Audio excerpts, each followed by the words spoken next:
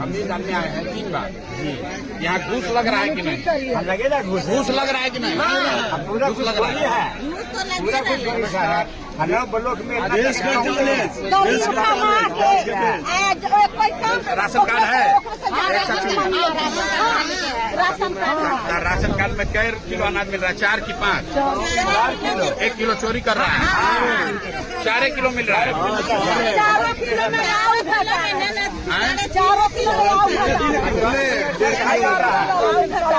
3.5 kilo.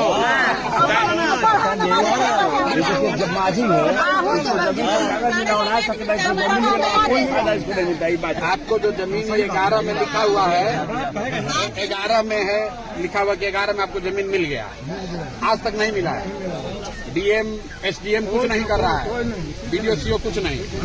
और नीतीश बाबू जब आए तो आप काहे नहीं बोले? नहीं मिले सर, गाड़ी से निकल में लेकिन